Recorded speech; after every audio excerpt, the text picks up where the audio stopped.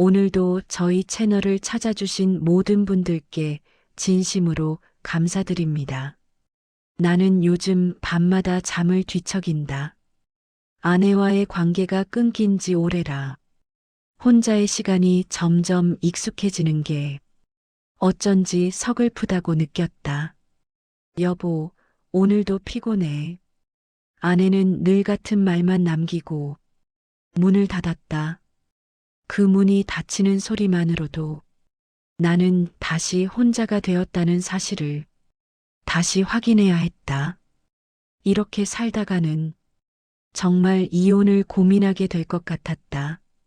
하지만 아이도 있고 10년 넘게 함께한 시간도 있어서 쉽게 입 밖에 낼 수조차 없었다. 그러던 어느 날 아내의 언니 37의 이서연이 갑자기 우리 집에 자주 오기 시작했다. 이혼 후 혼자 지내고 있어서 평소에도 오가긴 했지만 요즘은 빈도가 이상할 정도로 많았다. 제부, 오늘도 혼자였어요? 서연은 가볍게 던진 말처럼 보였지만 그 눈빛은 조금 달랐다. 나는 대답을 피하며 평소처럼 태연한 척했다. 그냥 요즘 여러모로 바쁘죠. 말은 그렇게 했지만 서연을 볼 때마다 묘한 긴장감이 생겼다. 늦은 저녁 서연이 문을 열고 들어올 때마다 공기 자체가 바뀌는 듯한 느낌이 있었다. 서연은 가끔 아주 가까운 거리에서 말을 걸었다. 손끝이 스칠 만큼 가까운 자리, 숨결이 닿을 만큼 가까운 목소리였다. 요즘 표정이 많이 지쳐 보여요. 그녀는 그렇게 말하며 나를 똑바로 바라봤다. 그 눈빛은 위로 같기도 하고 시험 같기도 했다. 그날의 공기는 특히 더 뜨겁고 조용했고 말하지 않아도 아슬아슬한 기류가 있었다. 나는 스스로에게 말했다. 안 돼. 이건 선을 넘는 거야. 하지만 마음이 먼저 흔들리고 있었다. 서연은 내가 벽처럼 꽉 틀어쥐었던 금기의 경계를 아무렇지 않게 손끝으로 건드리고 있었다. 그리고 그날 밤 나는 처음으로 깨달았다. 금기는 멀리 있는 게 아니라 아주 가까운 곳에서 조용히 무너진다는 걸. 서연은 이유 없이 자꾸 우리 집에 들렀다. 아내가 없는 시간에 더 자주. 처음엔 우연이라고 생각했지만 어느 순간부터는 그게 의도 같았다. 제부, 오늘 집에 있어요? 문자로 물어보는 횟수도 늘었다. 나는 괜히 조심스럽게 대답했다. 뭐, 집에 있긴 한데 왜요? 서연은 짧게 답했다. 그냥 잠깐 들러도 돼요? 그녀가 찾아오는 걸 거절해야 하는데 입에서는 이상하게 그래, 와도 돼요. 그 말이 먼저 나왔다. 그날 저녁 서연이 들어왔다. 아내는 야근이라 집에 없었다. 오늘따라 분위기가 조용하네요. 서연이 웃으며 말했다. 나는 괜히 물컵 위치를 정리하며 시선을 피했다. 아, 응. 그냥 그래. 서연은 내 맞은편이 아닌 바로 옆에 앉았다. 소파의 쿠션이 살짝 눌릴 만큼 가까운 자리. 어깨가 닿을 듯 말 듯. 숨결이 스칠 만큼의 거리였다. 요즘 제부 얼굴이 많이 힘들어 보여요. 서연의 목소리는 낮고 부드러웠다. 괜찮아. 그냥 일이 좀 많아서. 나는 태연한 척했지만 심장은 미친 듯이 뛰었다. 서연은 내 옆으로 더 기울었다. 손등이 스치고 나는 본능적으로 움찔했다. 죄송해요. 너무 가까웠죠? 입으로는 그렇게 말했지만 서연은 오히려 조금 더 가까워졌다. 그녀가 가져온 향수 냄새가 거실에 아주 은은히 퍼졌다. 가까이 있어도 괜찮아요. 저는 제부가 불편하지 않은데. 서연이 조용히 속삭였다. 그 말이 왜 그렇게 위험하게 들리는지 나도 알 수 없었다. 숨이 걸리고 말이 막혔다.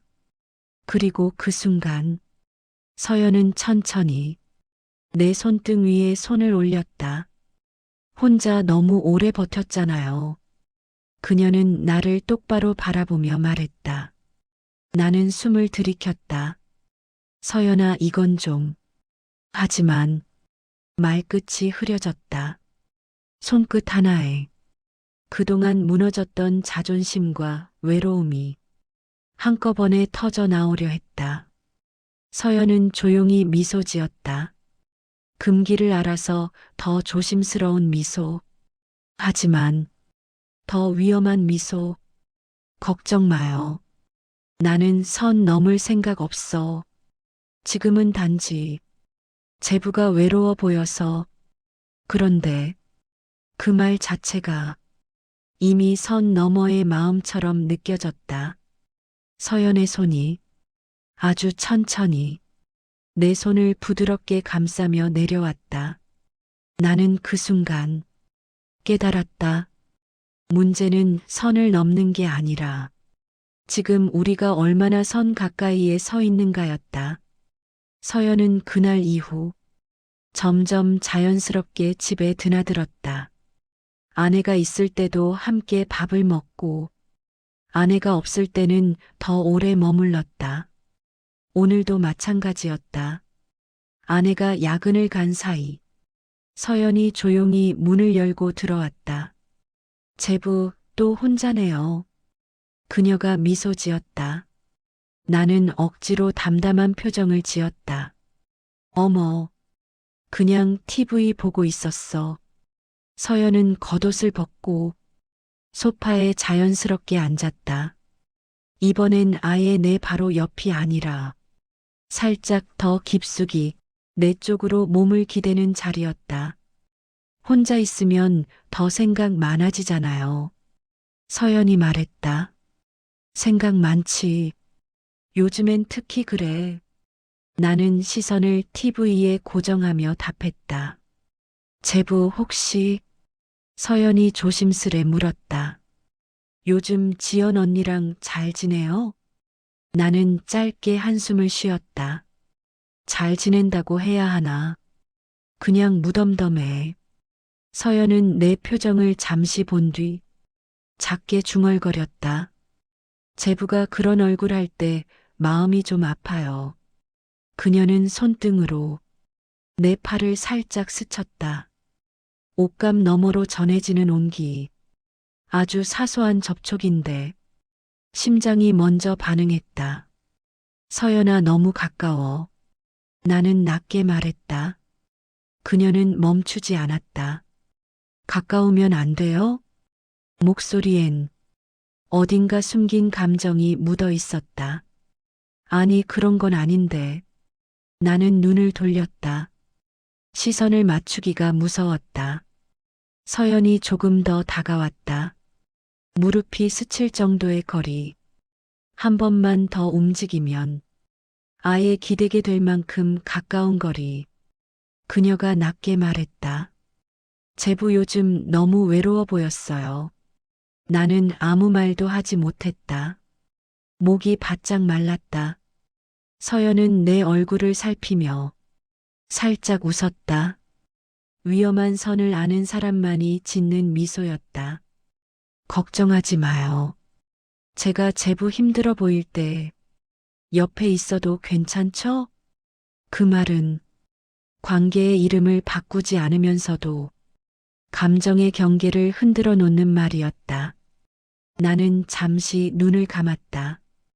고맙다. 그래줘서. 서연의 손이 아주 천천히 내 손목 쪽으로 내려왔다.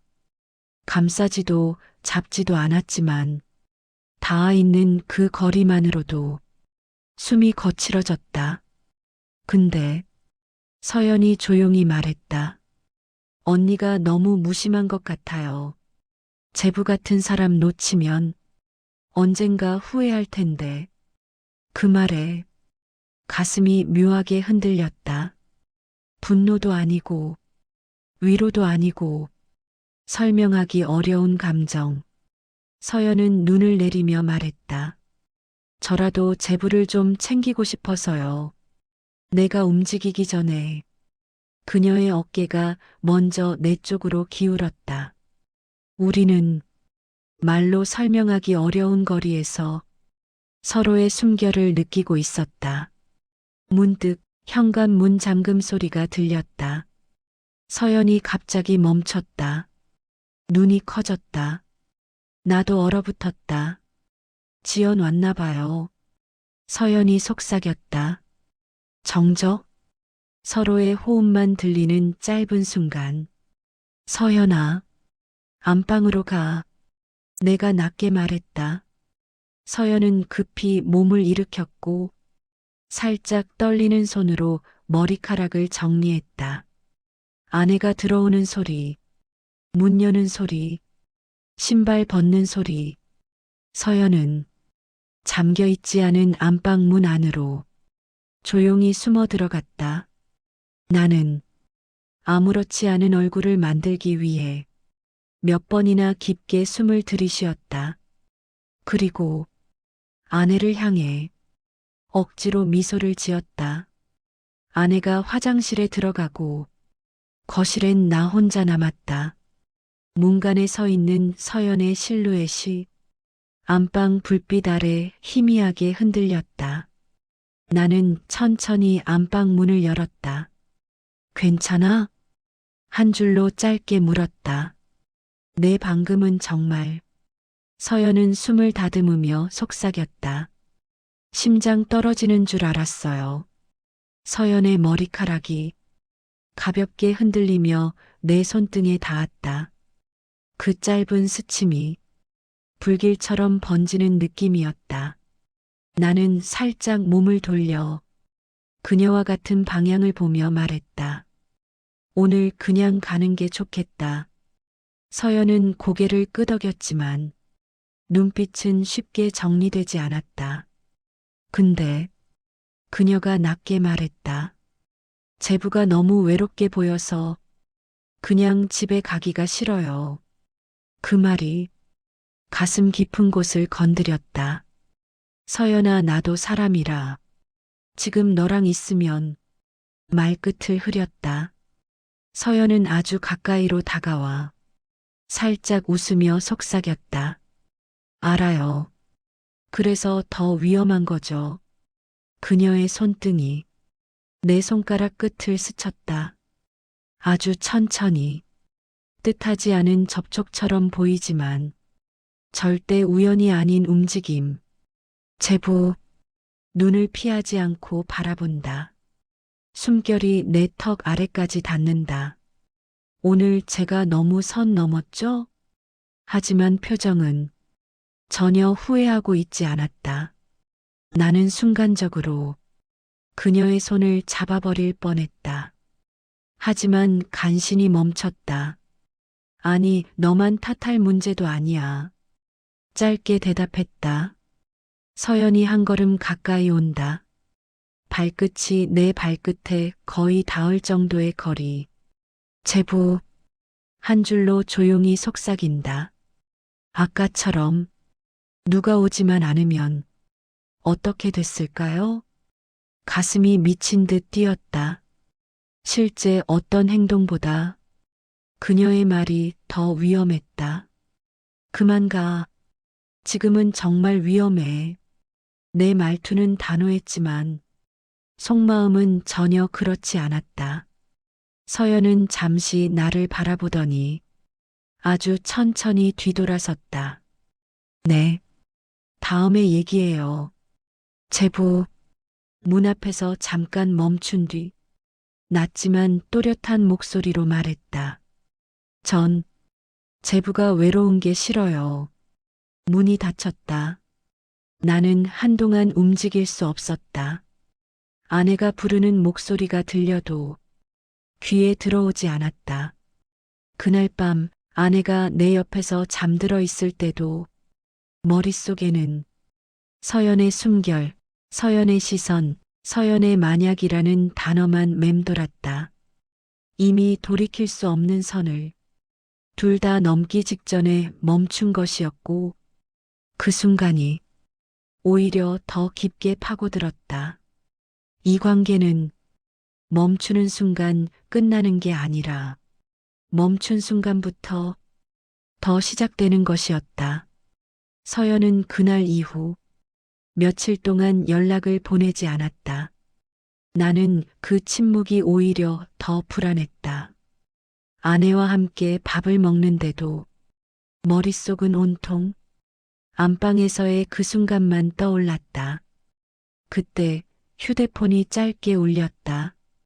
아내가 탁자 위에 놓인 물컵을 집어드는 순간이라 나는 자연스럽게 휴대폰을 뒤집었다. 서연이었다. 제부 저 이번 주말에 잠깐 볼 수 있어요? 손에 힘이 들어갔다. 짧게 숨을 들이켰다.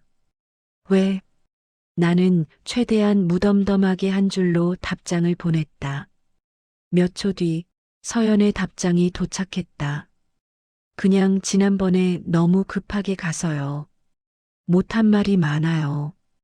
그 문장을 보는 순간 가슴이 묘하게 내려앉았다. 못한 말이라니. 그날 이미 충분히 위험했다. 아내가 말했다. 오빠 무슨 일 있어? 표정이 왜 그래?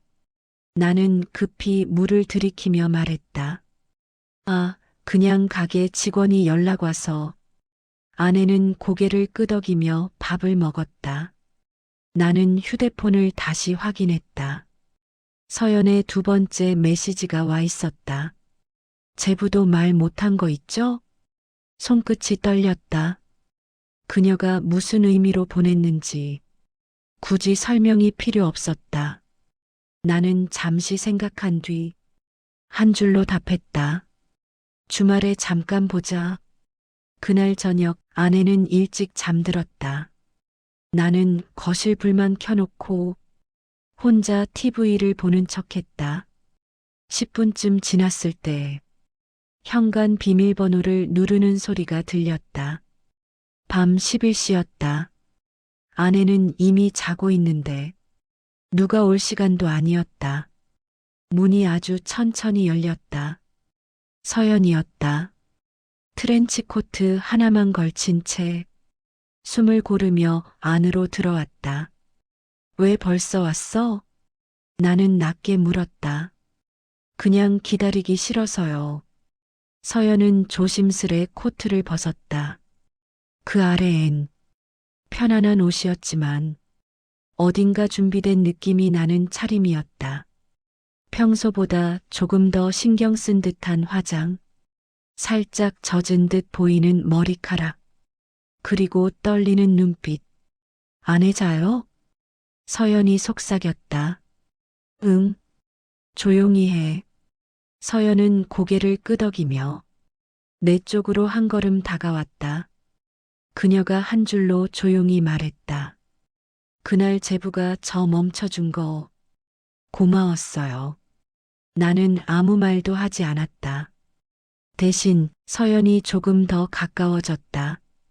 그녀의 숨결이 내 목 근처에 닿았다. 하지만 그녀가 낮게 속삭였다. 못한 말이 너무 많았어요. 나는 목이 바짝 말랐다. 지금 말하면 우린 진짜 선 넘을지도 몰라. 서연은 내 눈을 바라보며 말했다. 제부, 우린 이미 마음으로는 넘었어요. 그 순간 아내 방에서 작은 기척이 들렸다. 서연의 몸이 순간 굳었다. 나는 재빨리 그녀의 손목을 잡고 복도 끝 작은 방으로 이끌었다. 문을 닫기 전 서연이 아주 살짝 한 줄로 말했다. 제부, 도망치는 게 아니라 확인하고 싶었어요. 문이 닫혔다. 한치 앞도 보이지 않는 어둠 속에서 우리 둘의 숨소리만 가볍게 섞였다. 방 안은 어둡고 조용했다. 문 밖에는 아내가 걸어 다니는 소리가 아주 낮게 스쳤다. 우리는 숨조차 마음대로 쉴 수 없었다. 서연은 벽에 등을 붙이고 멈춰 있었다. 나는 문에 귀를 가까이 대고 아내의 발걸음이 멀어지는지 확인했다. 잠시 후 집안이 다시 고요해졌다. 나는 작게 속삭였다. 조심했어야지. 서연은 어둠 속에서 조용히 한 줄로 답했다. 그럼 제부는 제가 오는 게 싫었어요? 그 말에 가슴이 묘하게 떨렸다. 싫은 게 아니었다. 너무 원해서 더 위험했던 거였다. 나는 가까이 다가갔다. 얼굴이 마주 닿을 만큼 가까운 거리. 숨결이 서로의 입술 근처에서 가볍게 섞였다. 서연이 낮게 말했다. 그날 제부가 저를 안 했다면 아마 지금도 계속 생각만 했을 거예요. 나는 조용히 고개를 들었다. 생각만 하게 두는 게 맞았을 거야. 서연이 아주 미세하게 웃음인지 떨림인지 모를 표정을 지었다. 근데 제부도 생각했잖아요. 그 말이 꽂혔다. 나는 뒤로 한 걸음 물러나 창문 쪽으로 시선을 돌렸다. 숨을 고르며 마음을 정리하려 했지만 머리는 시끄러웠다. 우리가 이러면 안 돼. 한 줄로 겨우 내뱉었다. 근데요. 서연이 고개를 들었다. 제부도 저 만나는 거 기다렸잖아요. 그녀의 말투는 조용했지만 정확했다. 나는 부정하지 못했다. 감정이 이미 너무 깊어졌다는 걸 스스로도 알고 있었다. 서연이 나를 향해 조심스레 손을 뻗었다. 손끝이 내 손등에 닿았다. 그 미세한 접촉만으로도 전신에 전기가 흐르는 것처럼 떨렸다. 제부 손 떨려요. 그녀가 속삭였다. 나는 손을 빼려 했지만 서연이 더 세게 잡았다. 힘을 준 게 아니라 놓치고 싶지 않다는 듯 조심스러운 힘이었다. 저도 무서워요. 서연의 목소리가 낮게 떨렸다. 그래도 한 번만 솔직해도 돼요? 서연이 내 손을 가볍게 끌어 서로의 몸이 스칠 만큼 가까워졌다. 어둠 속에선 숨결과 체온이 더 선명하게 느껴졌다. 나는 한 줄로 답했다. 서연아, 이러면 진짜 돌아가기 힘들어져. 이미 늦었어요. 서연은 낮게 속삭였다. 우리 둘 다 알고 있잖아요. 그 순간 멀리서 아내의 방문 닫는 소리가 들렸다. 우리는 동시에 얼어붙었다. 몇 초 뒤 서연이 손을 놓고 말했다. 저 가볼게요. 오늘은 여기까지. 나는 아무 대답도 하지 못했다. 서연은 문을 열기 전 잠시 멈춰서 한 줄을 남겼다. 제부, 도망치지 마요. 문이 닫혔다. 그리고 집안에 다시 나 혼자만의 숨소리가 남았다. 방은 더 조용해졌다. 서연이 떠난 뒤 내 심장은 한동안 자리를 찾지 못했다. 그날 밤 아내는 평소처럼 TV를 보고 있었고 나는 옆자리에 앉아 있었지만 마음은 다른 곳에 있었다. 서연이 마지막에 남긴 말이 계속 머리를 때렸다. 제부 도망치지 마요. 나는 TV를 바라보며 아내 모르게 아주 작은 숨을 쉬었다. 아내가 말했다. 왜 그래? 피곤해? 아, 그냥 좀. 짧게 대답했다. 머릿속엔 서연의 떨리는 손, 그녀의 숨결, 그 미묘한 체온, 그리고 놓기 싫어하던 손끝이 계속 떠올랐다. 그날 밤 늦게 아내가 먼저 잠들었다. 조용한 집안에 혼자 남은 나는 핸드폰을 바라봤다. 그리고 결국 서연에게 짧은 문자를 보냈다. 집에 잘 들어갔어요? 답장은 금방 왔다. 네. 제부는요? 나는 조금 망설였다. 하지만 솔직함이 먼저 튀어나왔다. 아직 마음이 정리가 안 돼요. 잠시 후 서연의 답장이 도착했다. 긴 문장은 아니었지만 내 마음을 흔들어 놓았다. 저도요. 그 짧은 네 글자가 다시 선을 흐리게 만들었다. 잠시 뒤 서연에게서 한 줄이 더 왔다. 제부, 내일은 오지 않을게요. 나는 그 말이 안도인지 섭섭함인지 스스로도 알 수 없었다. 그래요. 잘 생각했어요. 라고 보냈지만 머릿속에서는 전혀 다른 말이 맴돌았다. 근데 왜 이렇게 아쉽지? 그때였다. 서연에게 마지막 메시지가 왔다. 근데요, 제부, 정말 안 보길 바라요? 나는 답장을 쓰지 못했다. 너무 위험한 질문이었다. 한참 동안 핸드폰 화면만 바라보다가 결국 아무 말도 하지 않고 불을 껐다. 하지만 눈을 감아도 서연의 얼굴이 그 마지막 표정이 떠올랐다.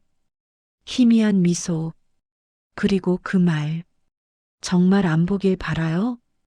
그날 밤 나는 잠을 이루지 못했다. 아침 공기는 차가웠다. 샤워를 해도 밤새 달아올랐던 감정이 쉽게 가라앉지 않았다.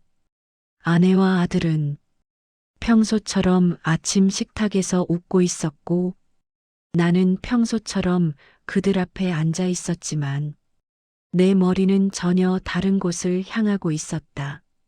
서연이었다.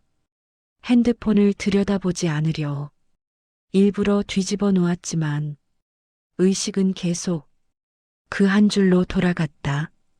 정말 안 보길 바라요? 아침을 먹는 동안 아내가 나를 슬쩍 보며 말했다. 오빠 오늘 좀 멍한데? 무슨 일 있어? 아, 그냥 잠을 설쳤어. 짧게 대답했다. 머릿속에서는 대답하지 못한 그 메시지가 계속 진동처럼 울렸다. 가게 문을 열고 들어가자 조용한 실내에 익숙한 냄새가 퍼져 있었다.